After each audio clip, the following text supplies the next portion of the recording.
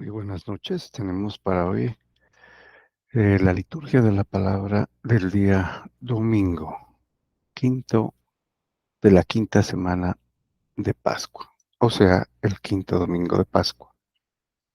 Bueno, vamos a nuestro misal de la verdad católica que hemos venido utilizando, ¿no? Es importante dar el crédito necesario. Este es un portal o una página muy buena, católica, como les había dicho en comienzo, ¿no? Tiene muchos temas para aprovechar, y uno de ellos es este precisamente, ¿no? El de la, no sé si están viendo la pantalla ahorita, a ver, déjenme ver. Sí,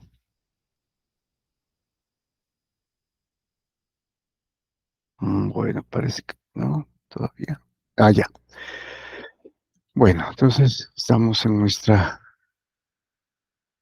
reunión. Ya. Bueno, vamos al domingo.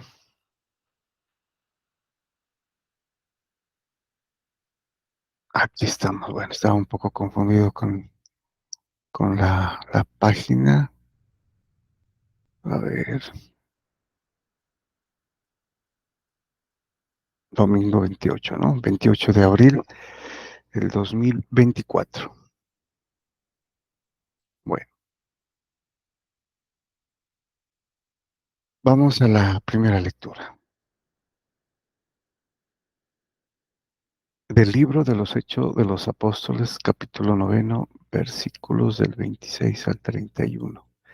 Bueno, aquí en la secuencia que veníamos haciendo, ¿no? Hasta el capítulo 13, como es domingo, es una fecha especial. El domingo, recuerden, eh, es de precepto ir a la misa, ¿no? Escuchar la palabra y participar en la liturgia de la Eucaristía también.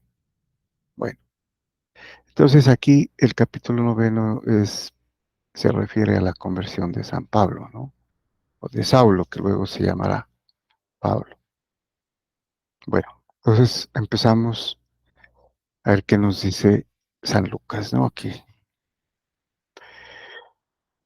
Cuando Pablo regresó a Jerusalén, trató de unirse a los discípulos, pero le tenían miedo porque no creían que se hubiera convertido en discípulo.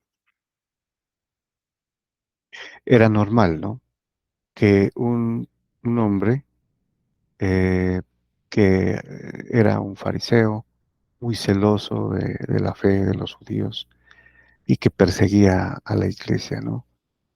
Y que mandaba a arrestar y a encarcelar a los seguidores, ¿no? De Jesucristo. Entonces, pues como esto fue una cuestión milagrosa, cuando él regresó aquí de Damasco, ¿no? Después de la conversión, él llegó a Damasco, ahí se bautizó, ¿no? Y luego regresó a Jerusalén, ¿no? Por eso tal vez no creían que él era convertido. Bueno, entonces Bernabé lo presentó a los apóstoles y les refirió cómo Saulo había visto al Señor en el camino, cómo el Señor le había hablado y cómo él había predicado en Damasco con valentía en el nombre de Jesús. Desde entonces vivió con ellos en Jerusalén. Iba y venía predicando abiertamente en el nombre del Señor. Hablaba y discutía con los judíos de habla griega y estos intentaban matarlo. Al enterarse de esto, los hermanos condujeron a Pablo a Cesarea y lo despacharon a Tarso.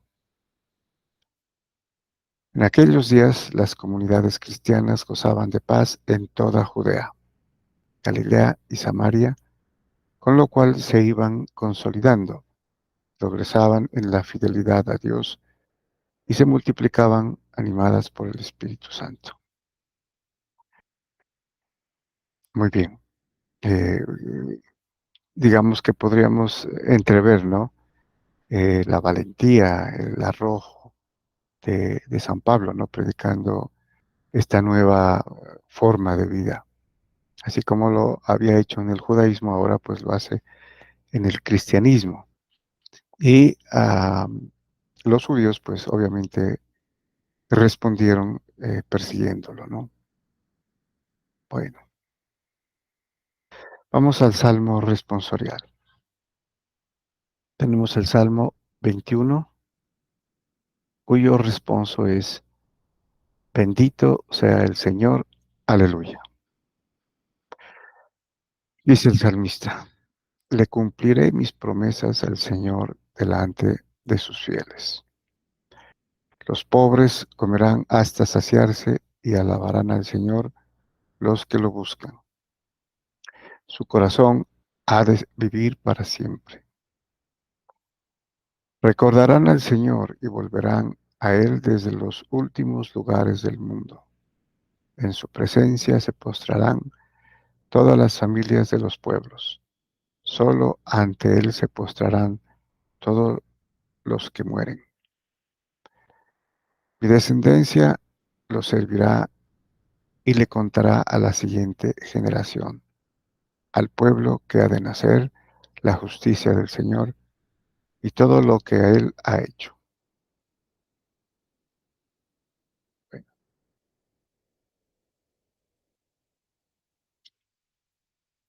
la segunda lectura de la primera carta del apóstol San Juan, capítulo tercero, versículos del 18 al 24. Bueno, sigue San Juan, ¿no?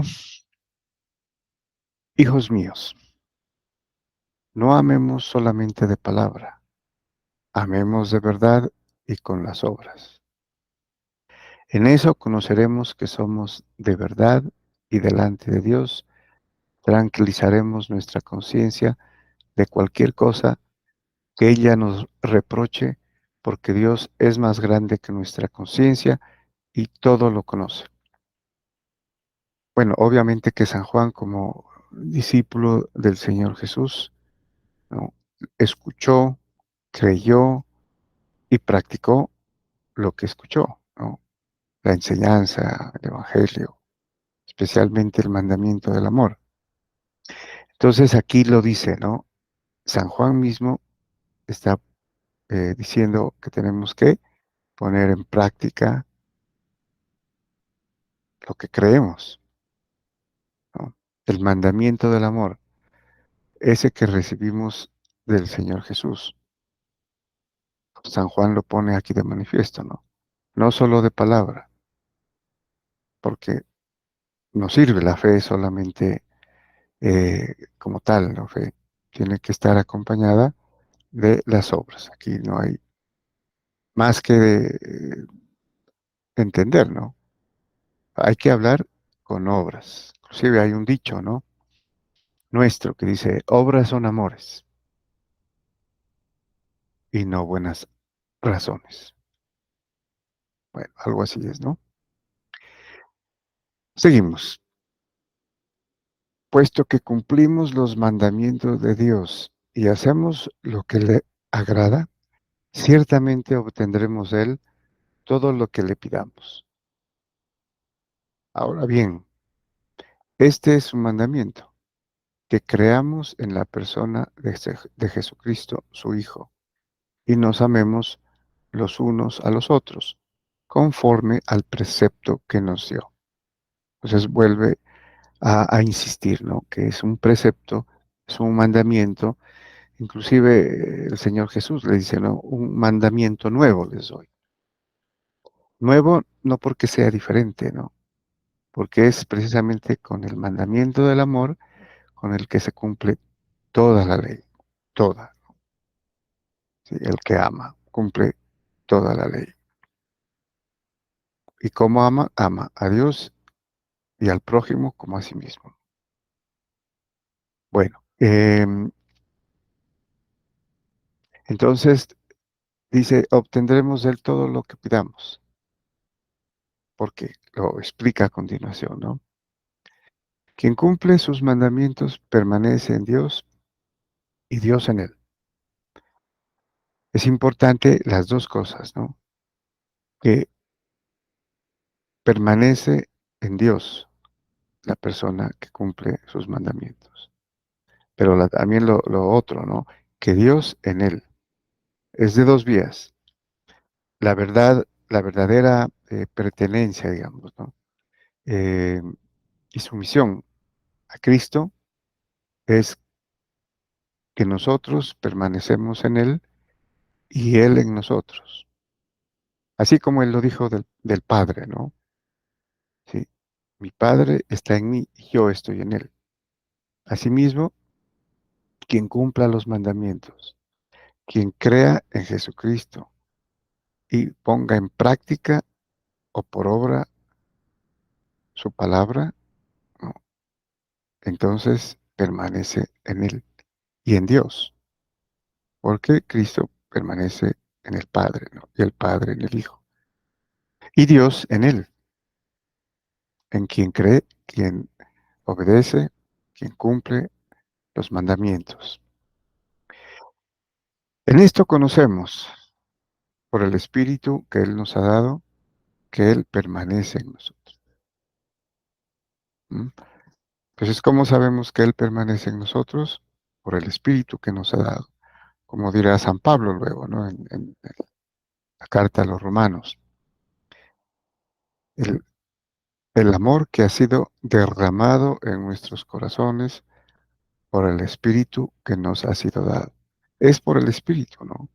Que podemos amar como Él nos pide, que podemos obedecer y que podemos cumplir los mandamientos realmente.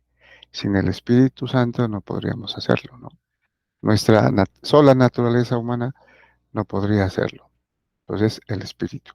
El Espíritu lo recibimos, ¿no? Con el bautismo, de entrada en la iglesia. Bueno, muy bien, vamos ahora al Evangelio. Hoy tenemos el Evangelio según San Juan, ¿no? Del mismo evangelista del que escribió la primera carta de San Juan. Capítulo 15, versículos del 1 al 8. Bueno, este capítulo 15 es bien conocido, ¿no? Por todos nosotros. Es el famoso capítulo de la vid, ¿no? Yo soy la vid, el árbol de la vid, quiere decir, ¿no? La viña, en otras palabras. Bueno, entonces dice San Juan, en aquel tiempo Jesús dijo a sus discípulos, yo soy la verdad, vid, y mi Padre es el viñador. Bueno, aquí hay un problemita, ¿no? Pero este es el de la página que me hizo equivocar, pues, ¿no? Yo soy la vid y mi Padre es el viñador, sería, ¿no? Al sarmiento que no da fruto en mí, Él lo arranca y al que da fruto lo poda para que dé más fruto. Esto es lo que hace un viñador, ¿no? O sea, la persona que está a cargo de mantener el cultivo de la vid. Porque puede haber malezas, puede haber, mm, digamos, hojas o ramas que estén quitándole, ¿no? A la vid el, el fruto o estén aprovechando mal la savia, ¿no? Que da en últimas el fruto. O que le esté haciendo sombra, por ejemplo, a las hojas que son las que reciben, ¿no? La luz y con eso pues alimenta. Las hojitas son las que almacenan, ¿no? El alimento y las flores y luego pues el fruto, ¿no? Entonces el viñador aquí compara, Jesucristo es la vid y el Padre es el viñador. Entonces al sarmiento, o sea, la rama, las ramas de la vid que no da fruto, entonces el viñador lo arranca. ¿Sí? Y al que da fruto, o sea, la ramita que tiene los frutos, que se lo ve bien, saludable, entonces lo poda, le quita, ¿no? Las malezas, tal vez las hojas secas, ¿no? Y para que dé más fruto, para que aproveche más ¿no? La savia y la luz, ¿no? Que viene del sol. Bueno, ustedes ya están purificados por las palabras que les he dicho. Permanezcan en mí y yo en ustedes. Aquí tenemos un reflejo de lo que leímos en en la lectura anterior, ¿no? O sea, nosotros creyendo, obedeciendo en obras, permanecemos en Él y Él en nosotros, ¿no?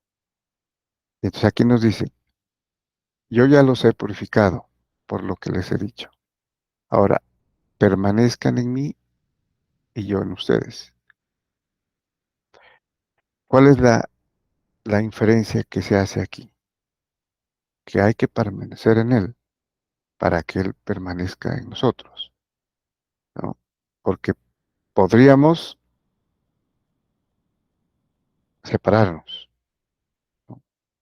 Y entonces Él ya no permanecería en nosotros tampoco. Y aquí hace la explicación, ¿no?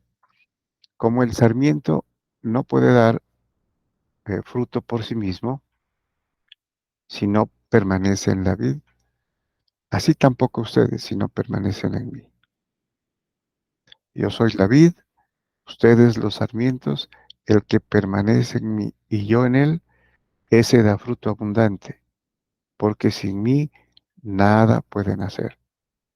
A veces se ha citado, ¿no? Esta frase, sin mí nada pueden, sin mí nada pueden hacer.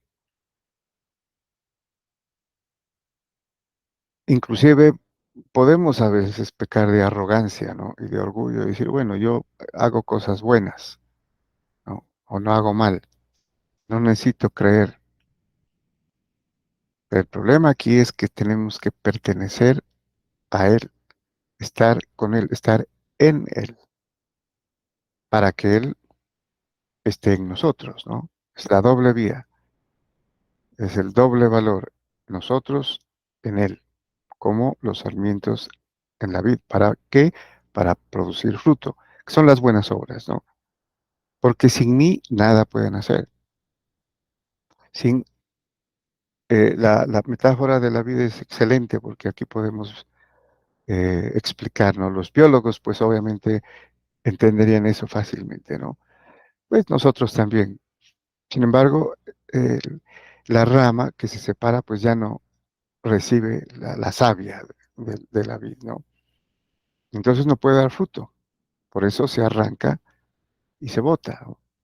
Inclusive se quita, se pone en un montón y se quema para que no haga estorbo. Así que sin mí nada puedes hacer.